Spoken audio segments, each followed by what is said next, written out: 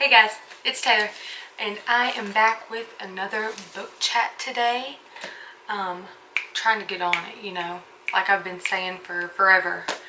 But I am in the middle of a book series that has really got me back into the swing of things. So today I'm going to be back talking about the second book in the Court of Thorns and Roses series by Sarah J. Maas. And the second book is called A Court of Mist and Fury. Yes, it is. So, first I'm going to just kind of give you a kind of summary of where we're at without being too kind of spoilery. If you haven't started the series, I'm going to link the video of my summary of the first book down in the description. So if you're not this far yet, or you haven't started and kind of want to get a gist of what the series is about, I'll give you that, but I'll also have that in case you're not that far into this series yet. So like I said, it's the second book in what was originally going to be a trilogy. And so if any of you, I guess, have read a lot of new adult YA, things like that, and maybe this goes across all genres, usually the second book is kind of slow, to say nicely, to put it nicely, but this is like an exception to the rule. And I kind of had a heads up from some people that have read it before that this is definitely not your average second book in a series, and that it was really good. So I did kind of have an expectation, but wow, wowie oh wow. I can't yet. I give this book a 5 out of 5 stars. I give the series so far a 5 out of 5 stars, but this book is like, y'all, just read. If you haven't read it, just read it. Okay, so without giving away too much, this book starts out, immediately, pretty much after the second book. There hasn't been a long time lapse, but Feyre is back in the Spring Court after everything that happened under the mountain, and she actually, if you haven't, I can't really explain what this book is if you haven't read the first one. So if you haven't read this, just like come back later, because even if this isn't spoiling the book, this is going to spoil the first book if you haven't read it. So come back later. I would greatly appreciate it. Read it and then come back. So she is now High Fae, and she is back in the Spring Court, and she is just kind of really trying to navigate that pretty much at the beginning of the book, and figure out, kind of where her place in the world is, because things have changed in her life so quickly and so drastically, and she's such a strong person, but she's also suffering with severe PTSD from everything that happened under the mountain, and just trying to kind of get her head and her heart straight. And that's really kind of where the book starts out, and her inner conflict starts before really getting into all the rest of the other good positive stuff. And so that's really all that I can say without just really getting into it. I did see some other reviews mentioned, which I was glad, because I would have forgot. This is definitely not your typical YA. This is new adult. This is not for children, kids, anything like that. This is definitely an adult book. There's adult themes and R-rated content, R-rated plus content in this book. And so I definitely wanted to put that in there, because I think there has been a little bit of confusion about that. So 5 out of 5 stars. Sarah, you did it again.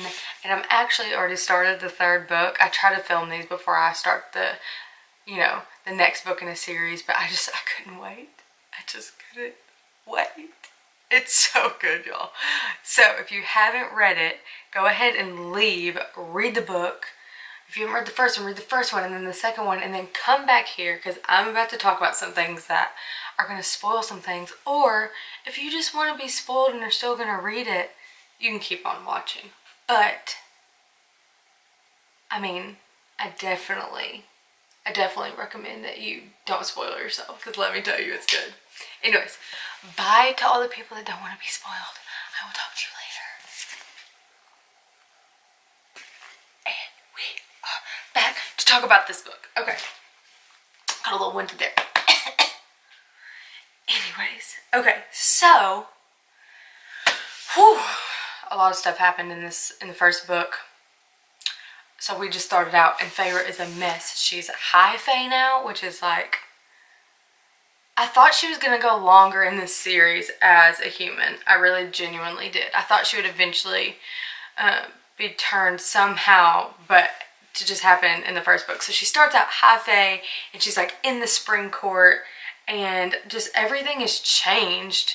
And so of course, like, Tamlin being Tamlin is trying to like just keep her locked up, and it's making it worse because she was locked up for so long. And it's like the fact that he didn't correlate the two just kind of makes my head hurt, that he wouldn't correlate the fact that like she has PTSD because she was locked up and tortured, so you want to lock her up. Now, if you have already watched my other video, you know I'm not a huge fan of Tamlin. Never really got the whole thing. That's not typically the kind of character that I root for. To me, she, even in the first book, seemed so much more than Tamlin. Like, I didn't see them as equals, which is going to come into play. So, sorry, I got my notes down here. That's why I keep super professional, I know. So, then, what's her face? Ianthe, or whatever her name is. I mean, she was in the book for 0.2 seconds, and I was already like, not today. She's gonna end up being a mess. How could she not? She just like showed up out of the middle of nowhere, and I was kind of hesitant, like, give the girl a chance. But the second that Feyre was walking down the aisle and there was those red rose petals, when she clearly told her not to get them, I was like, oh, this isn't gonna be good. So I'm just crossing my fingers waiting, because they still had that bargain, her and Rhys. And so I'm like, Rhys, come through with the clutch, just like, come on, bro, come save her, because she is miserable. I mean, she's just completely miserable, and like no one fucking cares. Like, it's just awful. So she's in this dress that she hates, trying to pretend to be somebody that she's not. No one really cares about her as a person. They're just really worried about all this other exterior stuff that doesn't matter. And she's just in her head like, oh my god, please someone save me. Literally midway down the aisle, is like, please, please. And then Lord saved us all. And Rhys just shows up and he's like, what up, girl? I'm here to catch you my bargain. And they have to just like let her go, because Tamlin and all of them are scared. And so she tries to play like she's like mad, which I thought was super funny. But I was like, you clearly were asking for help, girl, but okay. And so I just love that, like, even after all of that, when she gets there, he's like, you can do whatever you want to, bro. It, like, doesn't really matter. But he was like, I would, you know, if you're going to be here, you probably need to, like, learn how to fight and read and hone in your powers, because you're super powerful now. Where Tamlin was like, don't learn how to read, don't hone in your powers, because it'll set off red flags. Rhys is like, you do what you want. I'm gonna recommend you become as powerful as you want to be, but that's on you. Do what you want to do. She meets also Mor, which is one of Rhys's friends. And I don't know, something about that at first, I thought it was going to be either really good or really bad. Either one, Rhys really was going to end up being like the evil person everybody thinks he is, or two, the fact that he had such a close female friend made me think, he can't be that bad. I don't know why I thought that. I just immediately thought there couldn't be something that bad, especially with their banter back and forth. I really, really liked that and thought, okay, this is like, we're getting to see like a better side of him. So of course, you know, like she goes back or whatever, and just it gets worse and worse, because now they're trying to get her out of the bargain, and it's like everybody's like dismissing her. And I'm like, do y'all not realize that like y'all are doing all the stuff she's not asking you? So she gets so depressed, and they get into it, and they get in a big fight, her and Tamlin, and all this different kind of stuff, to the point that she just like has a blow up, which of course Rhys then feels through their bond and sends Mor to come get her. And what I love is like the little piece when she like walks in and Alice is like, please take her, because Alice is through and through, which I felt it in the first book. You can go back in my last video. Alice is like day one, love it, knew her character would be like, I know it's not major, but she is like always there for Feyre, and to me she's like a good like stone of kind of this whole series of like, when you do get a little piece of her, it's always really genuine and a good kind of guide to see like how things are going morally kind of in the story. So I thought that was really good. So of course Mor takes her back, and everybody's really excited when she comes back and decides that she's going to stay in the Night Court now that she knows that Tamlin is more...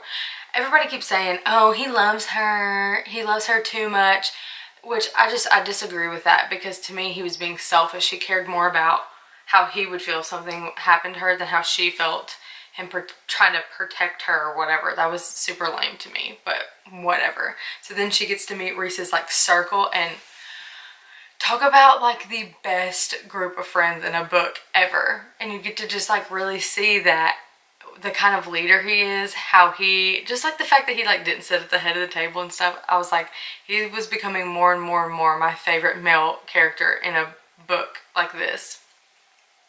And I thought the characters were really interesting. Excuse me. You don't find out a lot about them right at first, but I feel like if I'm remembering correctly, you learn the most about Cassian first, which to me, he is a lot different, but kind of reminded me how I felt about Lucien in the first book. He's like the more outspoken, fun, kind of mischief, kind of, I don't know, I thought that the Feyre and Cassian would end up like bantering back and forth a lot, which I liked. I like that Azriel is like the darker one. I'm very, very interested in learning more and more about him, which obviously we learned quite a bit in the book. And then there's Amren, who is like the baddest of them all. And she's like not even Fae. She's like something else. And I don't know, I think it just says a lot about Rhys at his number 2. And, you know, 3 in command, like the 2 under him are women, and one of them isn't even like actually Fae, and that they're also close, and they just act like a whole bunch of brothers and sisters and are pretty much stinking ridiculous. So they go to this prison, and I'm like, listen, if it's something that contains the beings that are in this book, it must be serious. So they get there, go up and all do all this kind of crazy stuff, and meet with this bone carver. And I'm like, so Feyre is like fresh and new to this, and she's going to meet a bone carver? That's crazy. So I guess when they are talking to the bone carver, like he or she appears to each person differently. Yeah, Feyre sees the bone carver as a little boy, while Rhys sees him as Jurian, which I don't know about y'all, but I'm like, does anyone care about this Jurian whatever story? Because I don't. It seemed like a whole bunch of people real mad that we're in like the biggest love triangle of all time, and it's too confusing, and I really just like did not care about that storyline whatsoever. And so they find out where the cauldron is, or where he suspected that it was in the book, or was it the book? I can't remember. They were looking for something pretty much. And so I knew that that was going to have some significance later on, but so far it really hasn't had much significance, I don't think, necessarily. So then he sends her on like another fool's errand, because now she's like learning to read and learning to hone in her powers. And he's like, we need to see if you can find something that is mine, because what was she going to have to detect that was his?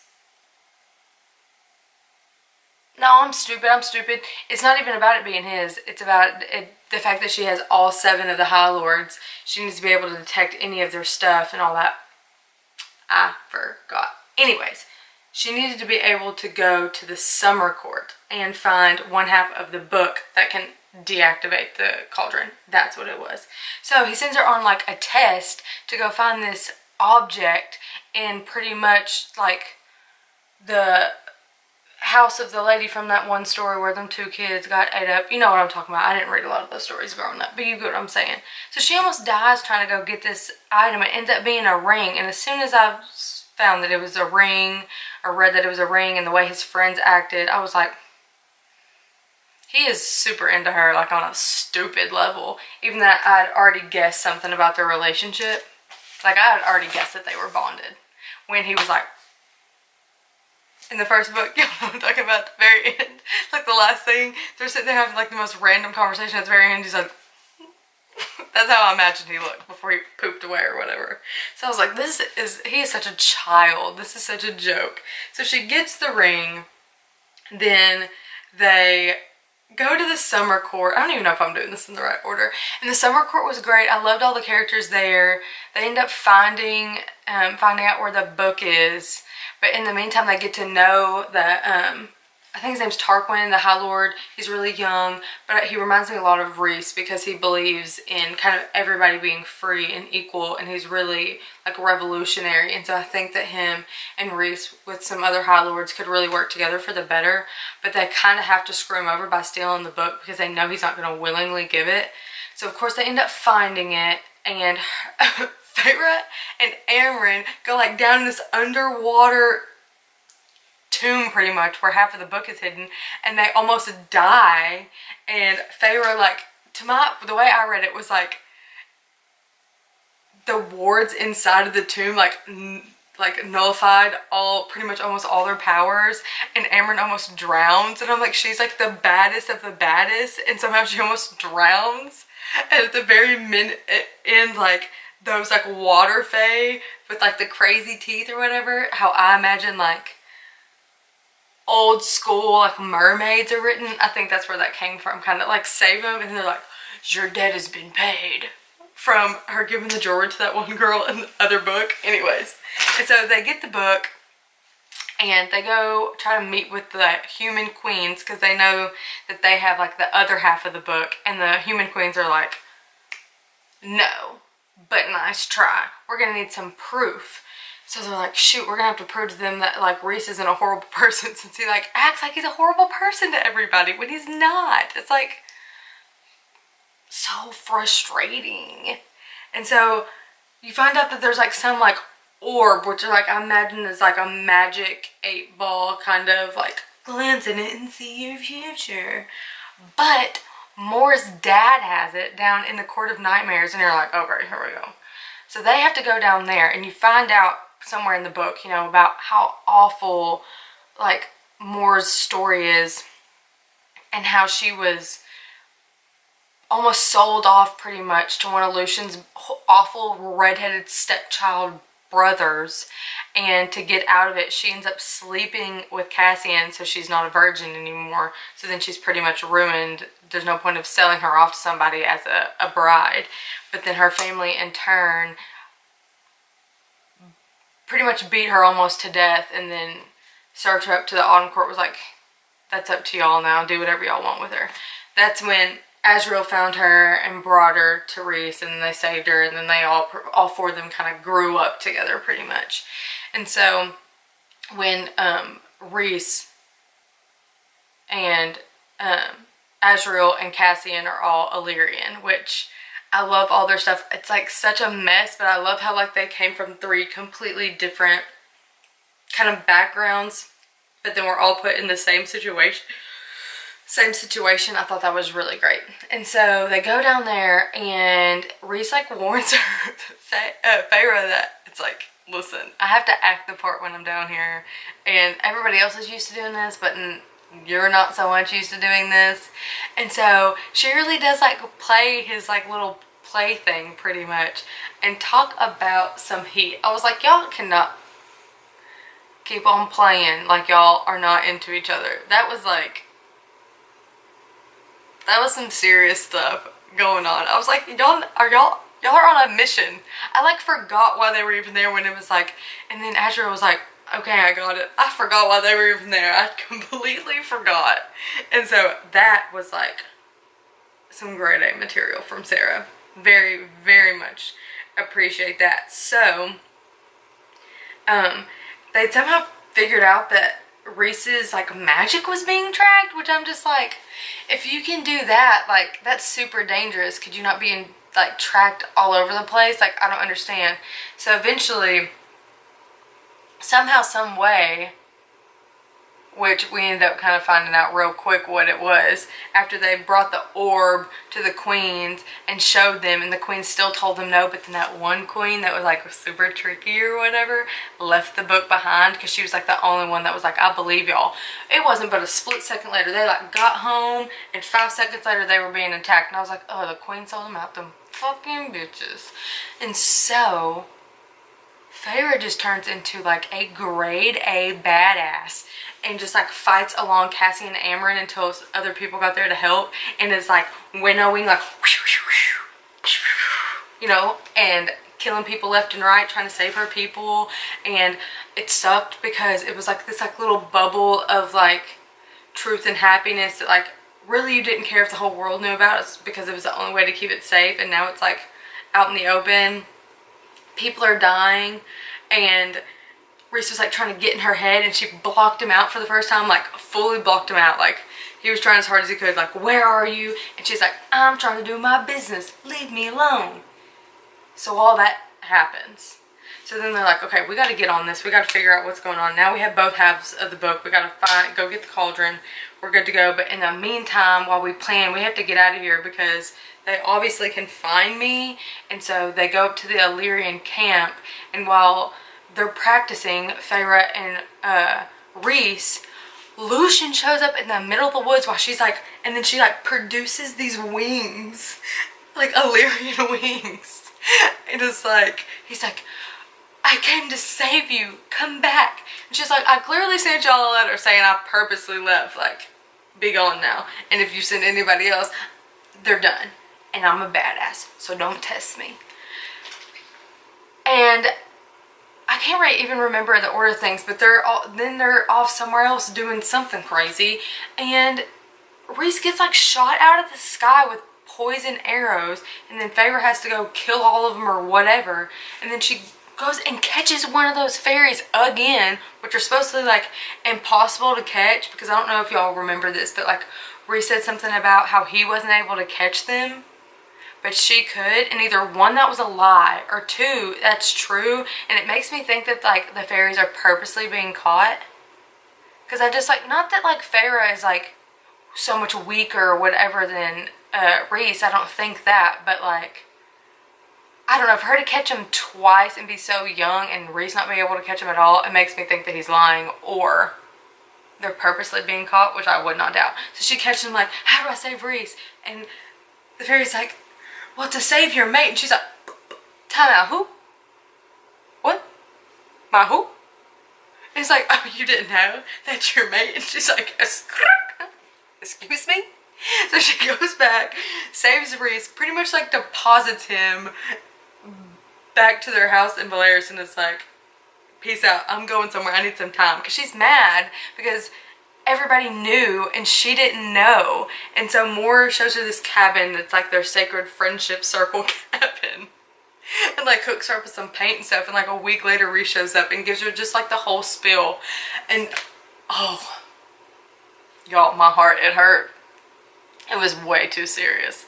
It was way too serious. So you find out that like Rhys had been feeling their bond all the way back when he was under the mountain, and he would get these like flashes of like human hands painting and stuff, and it ends up that he projected like the night sky or whatever to her, and that's why she painted the night sky on her dresser. So like even before Tamlin, and then he would like wake up with these dreams, and then one time he had a dream of that same girl, and in the background he noticed hills that he had seen before from the spring court. So when was it the summer solstice? Whatever their sex ceremony thing is, or whatever, for the magic and all that jazz. That's why he went. He convinced Amarantha to let him go because he thought she would be there. And that's why when he saw her and those other fairies were like trying to like pretty much, you know, take her out to the woods and do God knows what with her, he was like, I found you. I've been looking for you. And like, hindsight being 2020, it's like, oh, my heart. So she puts the pieces together, which was stupid. She should have never done that. And they go up to this like throne room that is exactly like Amarantha's, and the king is like, ha ha ha, y'all are dumb. We knew y'all were coming. This was all a joke. Now they have the book, or they think they're gonna have the book, and he's like telling them pretty much all this awful stuff, and then ends up like he's trying to hurt Azriel, and then ends up like fucking up Cassian's wings, and then all of a sudden it's like two figures appeared. And the second they said that, I was like, oh, these two hoes, I know they did not. And then here comes thing 1 and 2, Tamlin and Lucien, and you find out that he sold them out. He was willing to do all of that and get in bed with the King of Hybern just to get her back when she clearly left on her own accord, and he has no right to her, especially now that she's mated with someone else. Like, there's like laws and clear lines drawn about that, but he doesn't know. But it's still crazy, like crazy ex-boyfriend status. Like, get one of those, you run far quickly and get in a safe space. And so this like all ends up being a joke, and they have no powers, and everybody is being, you know, just held pretty much. And then of course the queens show up, and you're not surprised by the fact that they sold them out. We kind of guessed that from the attack before, but what shocked me was then her sisters are brought out, and their whole point was to test them, to put them in the cauldron, I guess, to see if they would come out the other side, because I guess that's how Jurian was made back from a ring, which I'm like, how is a whole person made from an eyeball? But that's beside the point, I guess, because I guess the queens want to be, I guess they want to be Fae. That whole situation confuses me so much, because it seems like they hate each other. Like, Fae hate humans for being humans, and humans hate Fae for being Fae. But then it seems like a whole bunch of them end up transitioning from one to the other, or like loving some, I don't know. It's really confusing. I don't like that part of the story. Even though I know it's crucial to the plot, I'm just like, so y'all are just a whole bunch of haters, pretty much. Anyways, so then by the end, Feyre becomes the best actress on the face of the planet, and after her sisters are put through the cauldron and come out the other end, and they both live, but she can tell that, like, was it Nesta? Well, her sister, the older one that I have a hate-love relationship with, comes out the other end, and you find out quickly that I guess Lucien and the younger sister are mates, and I'm just like, okay. Anyways, but she puts on a show and does her, because she can feel herself like putting her magic back together and breaking whatever spell it was that the King of Hybern put on, and does her like big shiny light thing, and acts like she broke through the bond that Rhys put on her, and like scatters away from him, and is like, Tamlin, save me, he put a bond on me. Which any Fae that's as old as they are should know better than to know that you can't put a mating bond or that strong of a bond on somebody. So she really does play like Rhys attacked her and put this bond on her, and it was like out of her entire control. And so by the end of it, it's like she convinces them to, like, if you'll just let them go, I'll come with you and everything will be fine, because Tamlin's in working with the King of Hybern. So that ends up, she breaks down like the wards or whatever, and so they can go free. And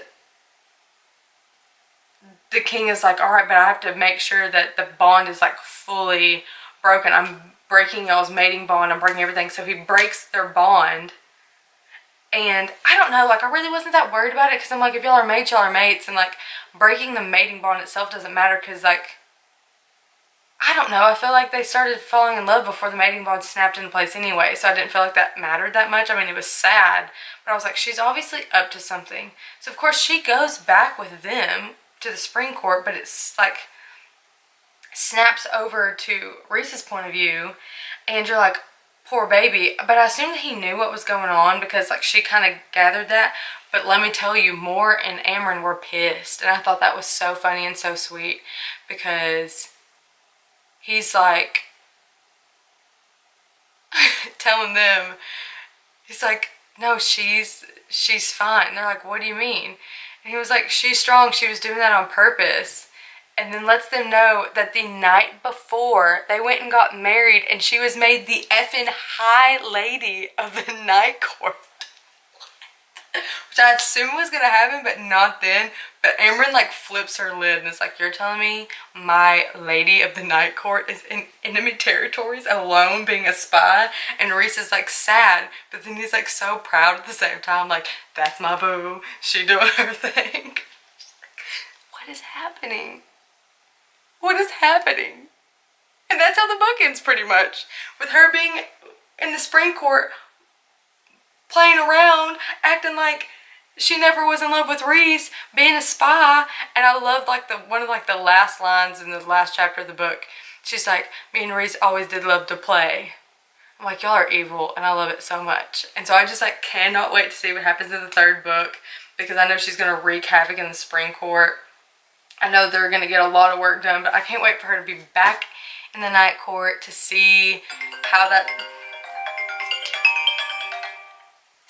works and everything, and it's gonna be crazy. So I'm gonna get back to reading this other book, the third book, and I don't know. I'm really wondering, one, I have two questions. One is, do you think that she's pregnant? Because there was something weird about her being pregnant. And two, what do you think is going to be kind of the situation about her being the High Lady? We'll see. I don't know. Anyways, if you want to go watch my other video from the first book, Court of Thorns and Roses, that's down below. All my social media is down there with my Goodreads and all that. So like this video and subscribe. I'm going to be better about making videos. I'm trying to be on it, guys. And until next time, don't forget to do what you dig. Bye, guys.